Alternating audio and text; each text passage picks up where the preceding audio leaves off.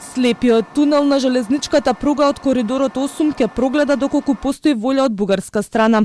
Нацрт договорот за заедничка изградба бил на владина седница, но засега не објавуваат никакви детали. Единствено што осамна на официјалната веб страница на владата е дека на 46-та седница владата дискутирала за нацрт текст на некаков договор со Бугарија.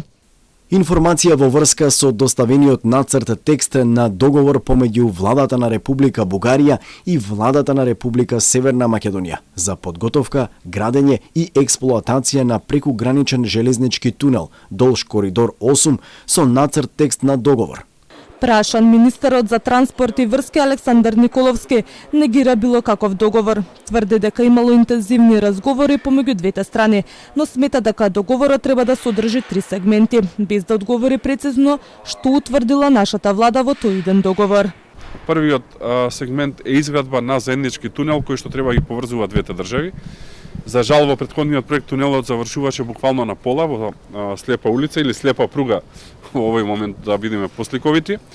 Вториот дел е јасна обврска да преземе Софија да го изгради делот од граница со Македонија до Ѓуешево, како и да го реконструира делот од Ѓуешево до Софија со цел да може да има модерна пруга и на нивна страна. И третата обврска е наша, а тоа е да направиме ревизија на проектот што веќе ја правиме, затоа што е невозможно толку скапо да кошта тој проект, за толку малце километри, толку многу пари да се потрошат. Пред половина месец тргна возот за Белјаковце, а владини министри, заменици директори па и премиерот се возеа 30 километри по реконструираната пруга која дел од коридорот 8, а која има за цел да наповрзе со Бугарија. Накако што го нарекоа Ден за историја, најавија дека за 2 до 3 недели започнува меѓуградскиот превоз на релација Скопје-Куманово, а во одредени денови и до Белјаковце. Денеска рампата се крена. Во 16 часот и 30 минути ќе трне првиот воз од Скопје за Куманово.